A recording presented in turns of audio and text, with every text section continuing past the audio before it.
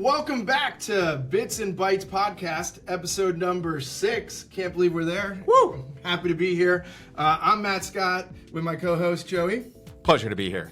And we got a great guest with us today. Oh yeah, Sameer Bhalotra, CEO of ActZero and former Director of Cybersecurity for the Obama administration. That's awesome. Wow, so great to have you. Thank you so much for joining us, Sameer.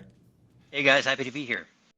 Yeah, awesome. So Sameer, I know you said you've seen a couple of our episodes. I want to, just level set, remind kind of everyone about our goals and objectives of this. So the Bits and Bytes podcast was created to share key updates, innovations, trends, and best practices in the technology space.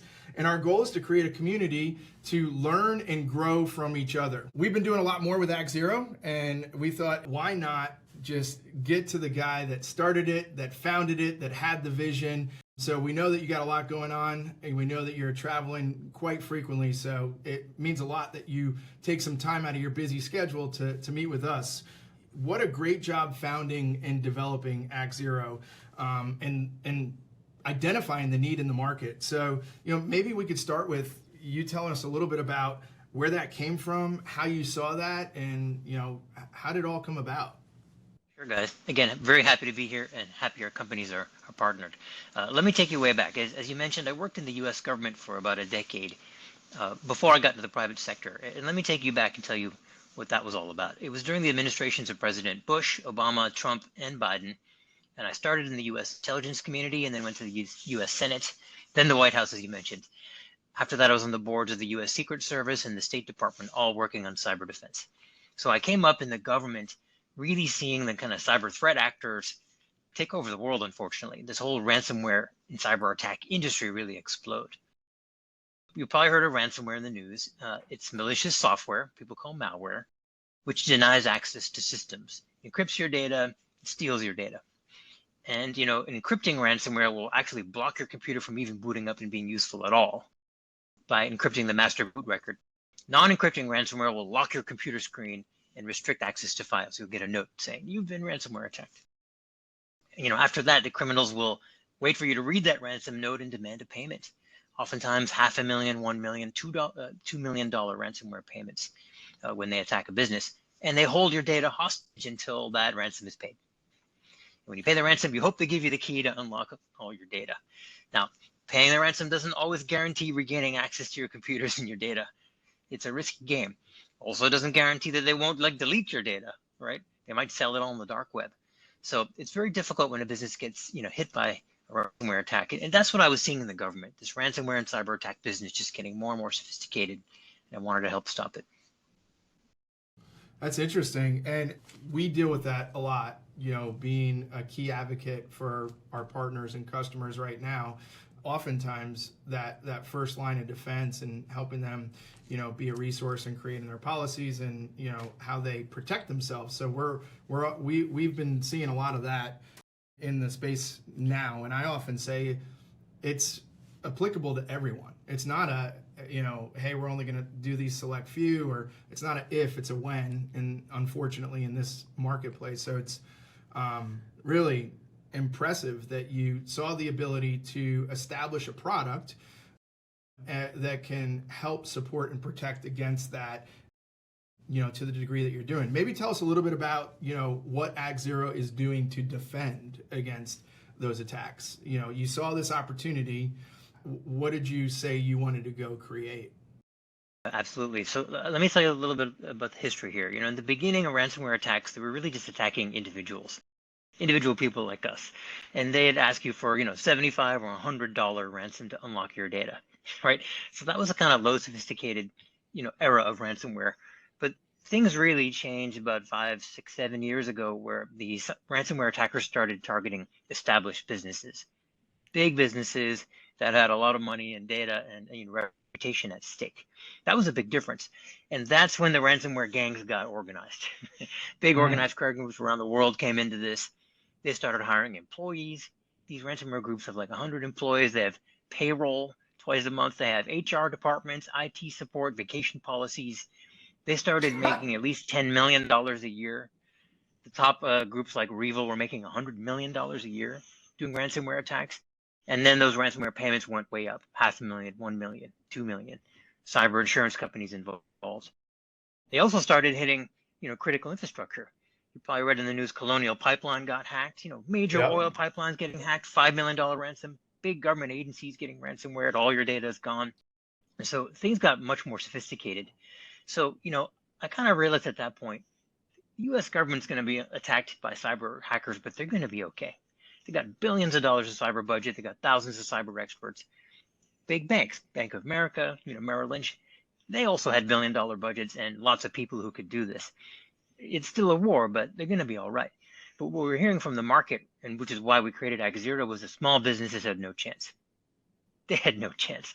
Small business couldn't buy dozens of cyber products and stitch them together into a defensive metrics.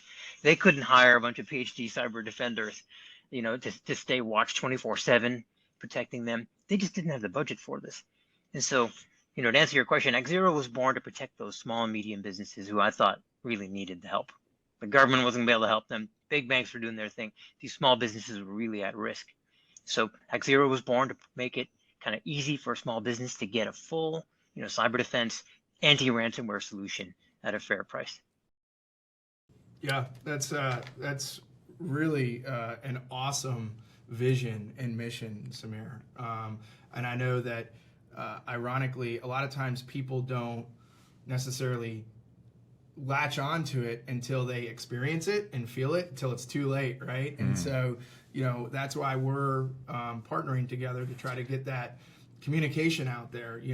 Listen to these case studies, hear what this happens. And I did hear that you recently launched even a lower tier to kind of appeal to even more, so that a baseline business, so that more businesses can even get into it at kind of a lower level. So that was super impressive, and I love what you guys are doing, from like your new innovative way to encourage it into managed services, to allow us MSPs to provide it as a key tool into the overall managed service space for them. So kudos to you and the team for having the foresightedness and continuing to focus on the needs of the market.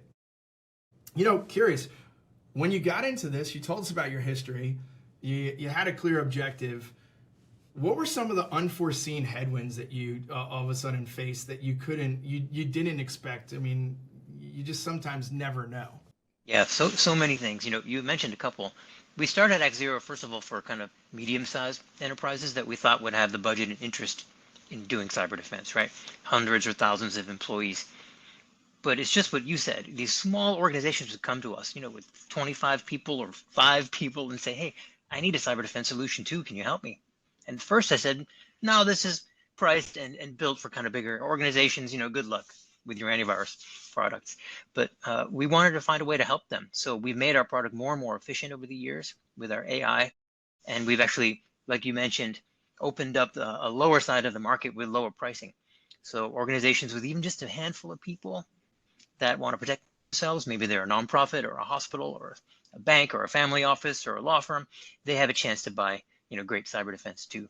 So that was one big learning I hadn't expected at first, and really did require that AI investment so we could do it efficiently enough to serve that small market at that low price. I think another thing that was surprising was the budgets. These small businesses really don't have much money to spend on cyber. They got to do payroll and facilities and supply and run their whole regular business. They don't have a lot of time and money to spend on cyber, but they need to do it. They have to do it for regulatory requirements. They need to do it to get insurance, to keep their business safe. And so, we've had to really get creative on the budget and find a way again to make our system more and more efficient so we could make it affordable. They can get their cyber defense at a fair price. I think another surprise was really why people buy. Guys, there's all these studies and surveys. Why do customers buy ActZero versus competition? Is it the pricing? Is it the technology capabilities? Is it the geography, the trust US Canadian people we got here to have their data? Is it the 24/7 part? There could be so many reasons. And you know what the number one reason is? It's that they trust us. It's not all of those mathematical things and that the accountants look at. Sales efficiency and revenue. It's really trust. At the end of the day, they say, I trust ActZero They got their hands on my computers. They can see my data. They're the ones I'm going to call on Saturday night when there's a cyber attack. I have to trust them, and I do. And that's the number one reason people buy and renew. We get 99% of our customers renewing our one-year contracts because of trust. Yeah. Wow.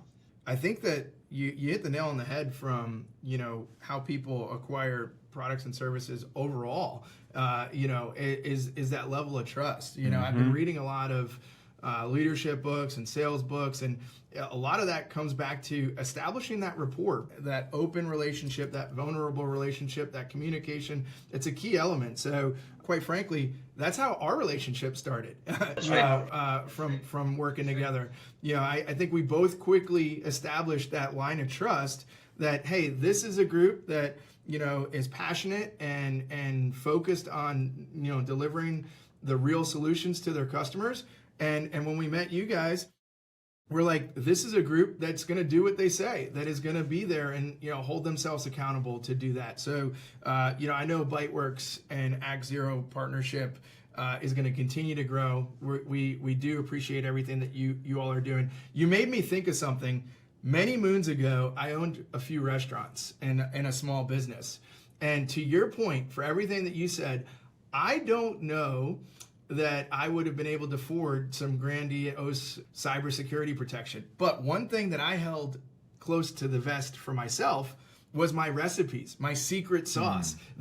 Imagine somebody decided to take my secret sauce and give it out to the world, and now all of a sudden everybody had what was important to me. I couldn't pay a ransom of these Avios, large sums of amounts. Well, imagine if Coca-Cola's secret recipe was somehow compromised. Out of the vault. I mean, it's in a vault for a reason, but I'm sure it's stored digitally somewhere, right? And I'm sure they have the ability to protect that at all costs. In case you're just joining us, we are with Sameer Bhalotra, CEO of ActZero and former Director of Cybersecurity for the Obama administration, as well as being kind of an active participant during the different eras of ransomware.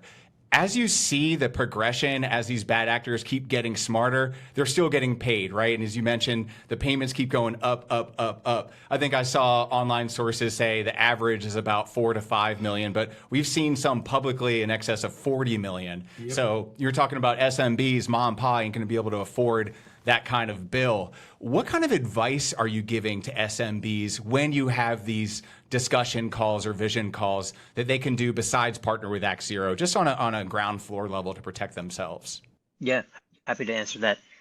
And we talk to companies in all sectors, by the way. You mentioned restaurant, right? And of course, you expect banks to get hacked. But we see people who run factories, law firms, restaurants, mom and pops. It's really every type of sector that's being attacked now, not just the ones that you would have thought. I'll tell you the ones that bother me the most. It's really the factories and the hospitals. That's what keeps me up at night. We actually have one of our customers is a baby food factory, turns out. And babies need food. If a ransomware hits the factory and they're down for a month, that's their annual profits for a small business, and that factory's going to go out of business. Yep. And that kind of thing really, really hits me. And then hospitals. We really focus on healthcare, especially after the pandemic. These hackers are terrible. They'll go right after hospitals and unlock a ransomware attack. Doctors in the operating room need to look at the computer to find out, what does this patient need? What is exactly their drug allergy? They can't log into the computers and see anything. All the ambulances from the county come, take all the people out of the hospital, have to bring them other places. It's really gotten bad. And I worry about the small hospitals that don't have the big budgets, and the small SMB manufacturing companies the most. What I tell them to do, guys, to answer your question, is some basic things. You got to use two-factor authentication. If you've heard of that, when you log into your bank, it sends an extra text to your phone to make sure it's you. Or when you log into Gmail, sometimes it challenges you, like, hey, I need to send a code, make sure it's you. Absolutely turn that on. Most of those services are optional, two-factor authentication. You can turn it on, you don't have to. I always say the first thing an SMB should do is turn on mandatory two-factor authentication for all your employees, for all your services, your banking, your email, logging into the factory comms, logging into the hospital data, mandatory two-factor authentication. Text to your phone is okay. Better is the app that gives you a code on your phone. But that's the first thing to do. Second thing to do is just patch your computers. When it says update in the upper right corner, you got to do it right away, because that means there's a known vulnerability that hackers are using right now. that Google or Microsoft to figure out how to patch, and it's game on, right? They're going to try to hack you from that moment on. You got to patch that stuff as soon as you can. A lot of SMBs don't have an IT administrator professional to do that, and they hope the employees notice the little message and do it themselves. Third thing I say is you got to worry about phones now. Unfortunately, it's mostly bring your own device these days, right? People bring their own personal phone to work. Personal phone is full of social media and Facebook and things that are not very secure. And they're doing work on their phone too, especially executives of small businesses. They're approving payroll on their phone, approving wire transfers on their phone, paying bills, approving stuff on their phones. And too many SMBs are ignoring the phone as the vector of attack and just thinking about the laptops and servers. Last thing is, obviously, I'd tell them to outsource. Like, you don't have your own fire department. You don't have your own Air Force shooting down missiles. You don't have your own counterterrorism department. You shouldn't do cyber defense against these like professional grade worldwide hacker groups. You should outsource it. And ActZero is one of the options where SMBs can outsource their security so that they can be safe. You mentioned healthcare, and I want to get to this 90% risk reduction in a small Texas hospital, but also something you said about SMBs and one of the channels, many channels that they leverage to acquire more clients and customers are social media. Are you noticing any vulnerabilities, like weak access points for bad actors to somehow infiltrate a company through those channels as well? You know, most of the attacks come in through people clicking on a bad email, a fake email. And those emails and links can come from everywhere, all your social media accounts, people impersonating your bank, people impersonating the government, the postal service. But most attacks are coming in through email, and you usually fall for the email because of accounts you have on other sites, again, like banking, social media. So that's where I see most things happening. I also see a lot of attacks come in through phones, through fake texts. Similar idea, but those fake texts you get, I'm sure you've all seen the text, hey, it's your CEO calling, please go buy a bunch of gift cards for me, click here. Don't do that. But a lot of people do see those, and some of them click on it. So it's usually email coming into laptops, SMS attack called smishing attacks coming into your phone. And again, the reason you fell for it is because of all these other accounts you have on social media. Sometimes we see bad malicious applications. You know, the government's been worried about TikTok spying on you. Sometimes the apps, especially overseas apps, do have bugs in them that allow them to collect your data, and they get in that way. There's other ways too. But for SMB, I say, hey, worry about email, worry about text. Good place to start. We saw and heard a lot of internal sharing. So like not approaching individuals from outside of the market. We've all heard about, hey, your nephew is kidnapped and, you know, please send $5,000. We've all seen kind of those folks. But they're getting smarter where they're, you know, taking an email from what looks to be Joey from an internal department cross-functionally within the organization saying, hey, Matt, did you purchase, you know, to your point, those gift cards that I was asking you for? And we actually saw this firsthand. And instead of calling the person and verifying, the person, you know, purchased it, and then when they talked, they said, hey, I got those gift cards. Well, I didn't order any gift cards. What are you talking about? So it was gone. So very interesting. You are spot on, Sameer, on what you're hearing out there. Additionally, something that you talked about from a voice standpoint, we sat with the FBI cyber task force a few months ago, and an interesting stat that they threw out to us was that within a 5-minute conversation, they can impersonate your voice to a 95% recognition to anybody that hears it. So your family members, if they had a 5-minute conversation or if they had a clips from social sharing, media, etc., within they could get it to 95% of recognition, thinking that it's the person that's on the other end of the phone. That's scary. There was actually a couple cases here, AI-based crimes, right? So these bad actors will somehow grab a social clip or somebody's phone call. Hello, are you there? Some amount of info to where they can put it into some kind of program, call loved ones, demand money. And if you don't know any better enough to pick up another point of a way to contact them and double check, hey, are you okay?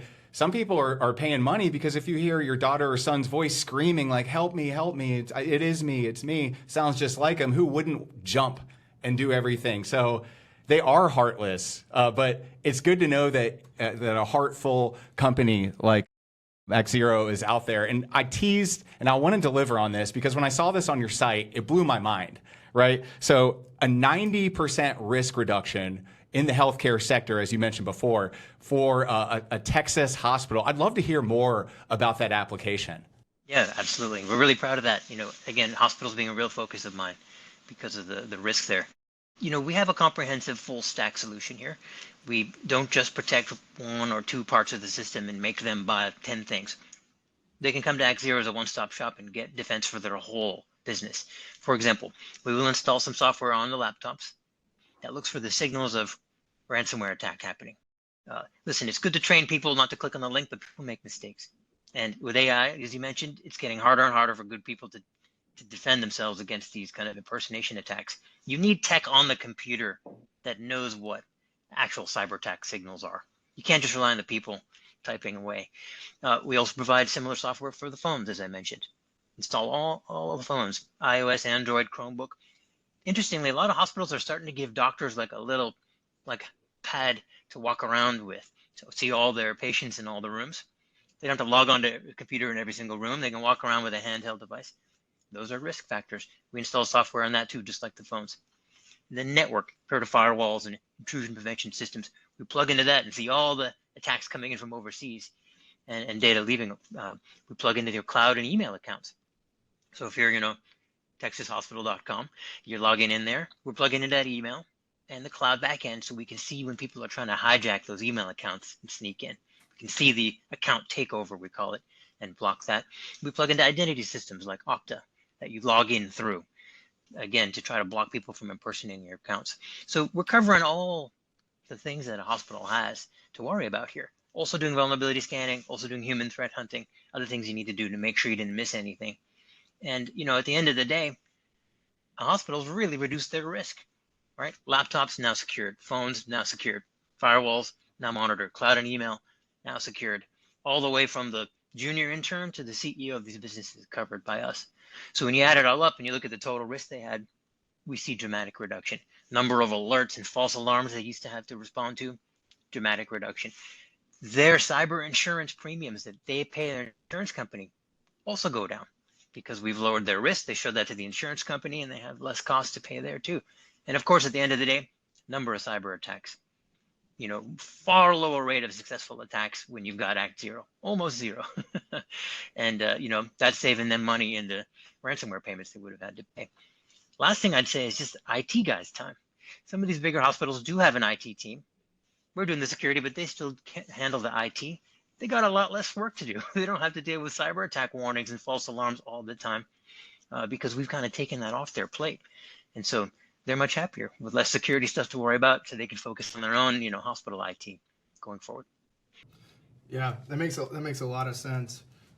You hit on a little bit around the alerts, and so a lot of times with everything going on, systems can alert, and people wind up getting numb to the amount of alerts, right? So, okay, false alarm, real alarm, false alarm, real alarm, false alarm, false.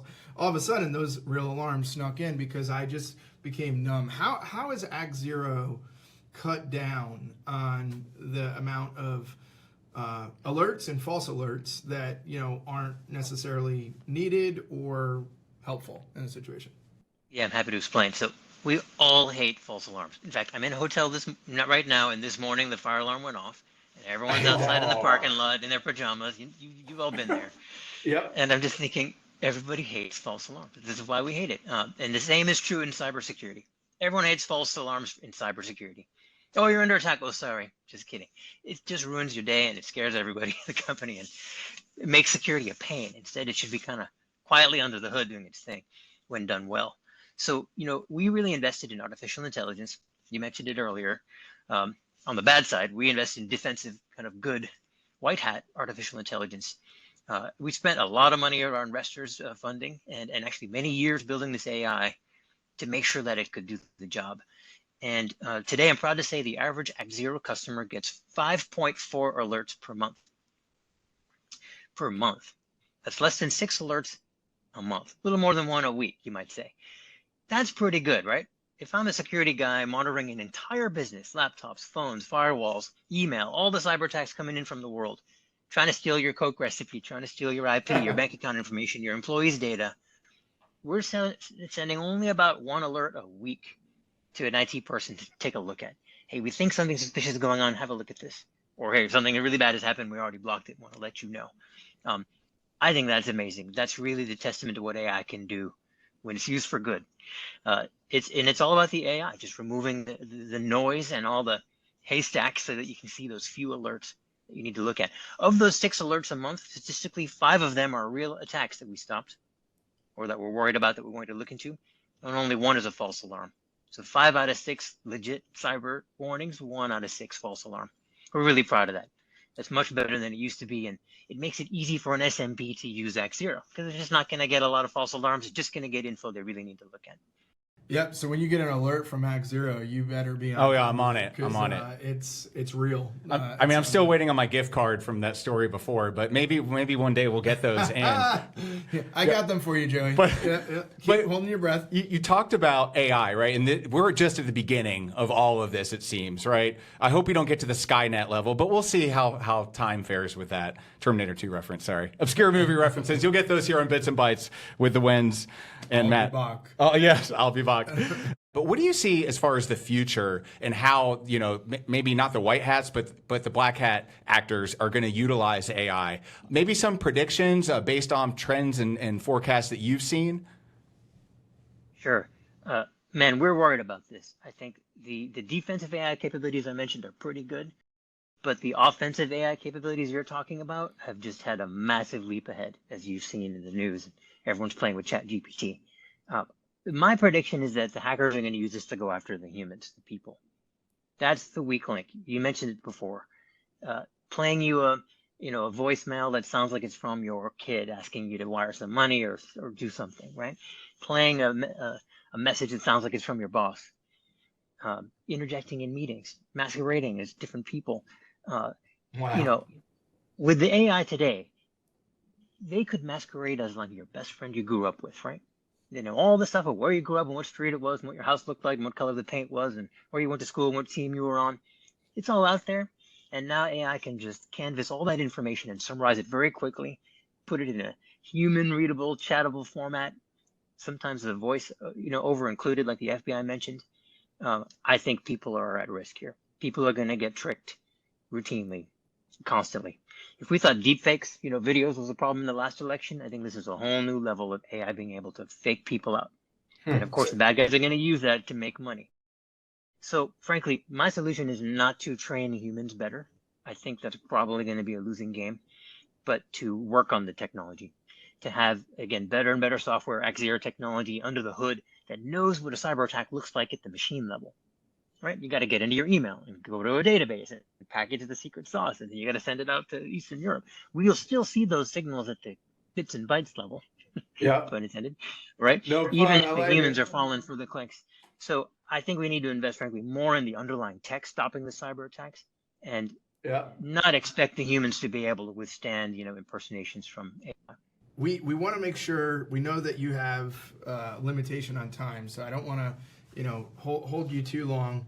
But, in closing, we're excited to help work, focus, and bring ActZero and ByteWorks to more people, to the masses as you're, targeting, to the, medium and small businesses that really deserve it.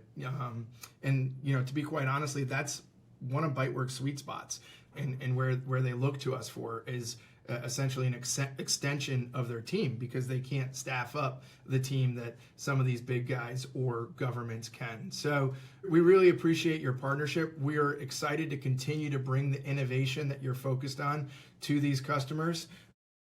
And we're excited to host that healthcare event that we were talking about earlier. For those, I don't know, did we share that? I think we might have shared it before, but we're working on a healthcare focused deep dive into the MDR, so the managed detection and response space that ActZero has been doing so well.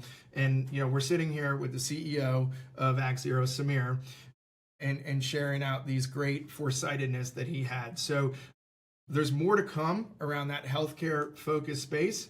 And we look forward to doing that for, manufacturing, logistics, and all these other areas that you guys touch as well. So Sameer, thank you for joining us today. We really appreciate it. Thank you. If I could just make one closing comment, I really enjoyed this, really enjoyed working with you guys. I mentioned trust earlier in the show here. It's all about trust with you. ActZero recently went channel exclusive, as you know. We only sell through partners like you. And the reason is people trust you.